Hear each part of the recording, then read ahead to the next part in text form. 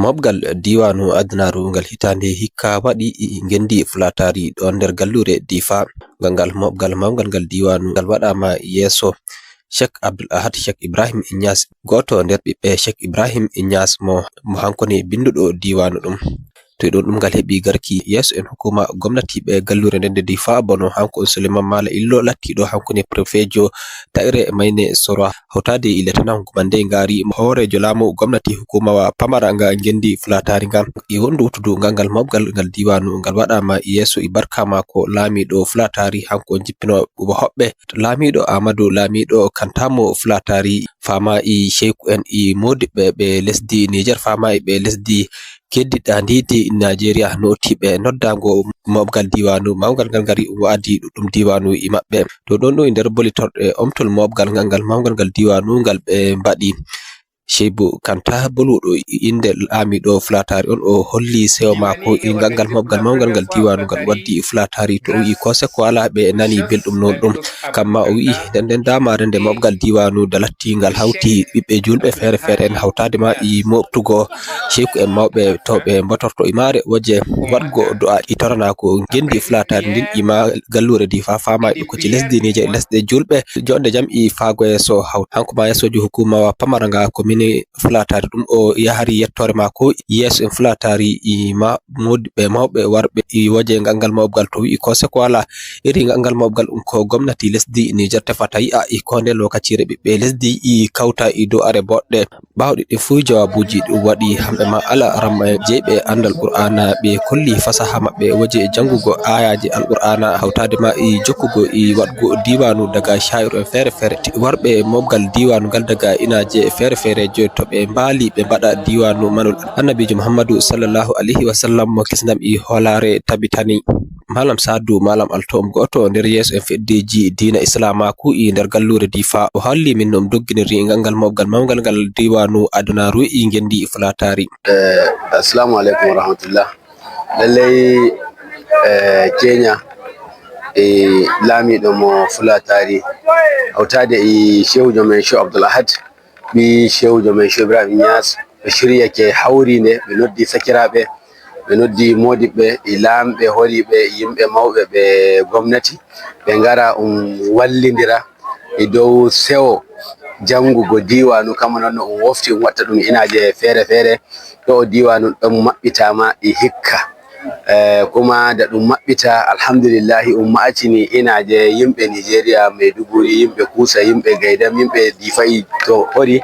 nder lesdi yimɓe ngari yimɓe fere jangoɓe diwanu ɓe ngari nde inare wali janga diwanu kuma alhamdulillah wali manta annabijo sallallahu alaihi wasallama yimɓe nani belɗum majum sare kuma ɗum waddi kaye fa fere lati waɗi do'aji nder diwanu kala ko Sheikh Ibrahim tori fuka ɗum khairu tefi ela majum iɗo fulatari e nder laddu men du Difa e lesdi men di Niger yo ko tefi ndeni ka fuka tefi ndeni kay majum ɗum hanjum ne ko hawti inde e inare kuma sakiraɓe nani belɗum majum sare to koma ɗumene bote e fa'ida fondugo iri ngal mobgal ngal diwanu e dina islama kan Sheikh Abba Alhaji Abdurrahman hankone limanjo jummare mawɗo mo fulatari o jabanaki min gongol jamul anani fuɗɗamma daga arande ko wiyata diwani ɗum mantuki annabijo moɓta hawta inare ore Sheikh Ibrahim Inyas manti annabijo gada wad deftere mawnde wi'etede gada nde laati hayre ne diwanu gada nde tokana diwanu o wiyete diwanu go ɗum ho'a nden ɗa gada ɗum hawti inare ore hanjune dawawin kenan diwanu je kawti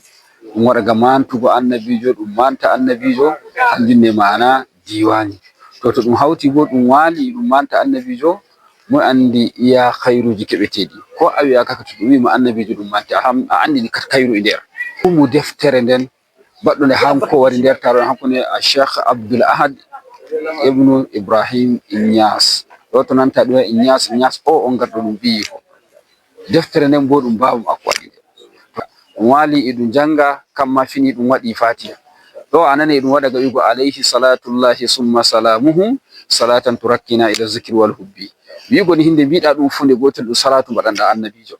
to e defte ɗe nden mima seɗɗa ɗum jowego ɗum wiyata diwanude nden defte jeweego on ngoni nder. To defte jeweego ɗe wo'ore ma a tawe ɗe woodi baytuji ɓuri keme tati e nder. To misali to a ɗum heyni deftere woore ma salatu ɗum mbaɗanɗa annabijo ɓuri keme tati e nder. Nde ɗum wi baytul fu an mbawi alayhi salatullahi summa salamuhu. Kenan a waɗani annabijo salatu wode keme 4. To a waɗani annabijo sallallahu alaihi wasallam bo salatu hemre Allah fa dubu waɗantama. Laada ɗum maɗa. To a heyni deftere nden bo kenan ɓuri salatu dubu mbaɗɗa. To a waɗi salatu dubu bo Allah wi'i annabi sallallahu alaihi wasallam wi'ata en an e annabijo on walbo e walbon haɗa ton aljanna. To ni hintan ma heƴa fa'ida ɓe ma yeeso e lamorde fulatari nden yimɓe wolɓe ɓe nana e fulatari fama e yalji laamiɗo fulatari on ɓe jahari yettore maɓɓe haro yimɓe notiɓe noddago maɓɓe gari yimɓe wadduɓe wallide maɓɓe gam yigom heeɓi nasaraku ngal mawgal diwanu mawgal ngal ɗum waɗi i ɗon ɗum fulatari ta hunduko Mayna Lawali Amadou Kantam noddirta Mayna OP. Min noon emin sewi ɓernde emin jetta duniyaru mawɗo pamaro gal mo Allah waddi ɗo fuu min mbaɗi murna ubangiji Allah hohora wuro mum jam min jetti kowa da kowa non no hawtiri min gey kinnore nde masamman e cheikujo men cheikujo Abdoul Ahad Inyas non no o wardi o jooɗi faa ɗum taro diwanu heñi e yimɓe yeeso en men kodeke ɓe keɓaɓe mbaalima SG préfecture hanko e administrateur délégué amma min jetti garki maɓɓe da ɓe ngari maɓɓirki taro ɗuma hanjuma min jetti ɗum wallahi mawɗo wi a hemre nder hemre heɓi nasaraku ngal mobgal diwanu mawgal ngal waɗi i fulatari yigo no wari jam he'iniri jam nder nango belɗum i seyo kero rohotol ngol woni ɗo Mama Idrissa Kode Radio International daga gallure Difa e lesdi Niger.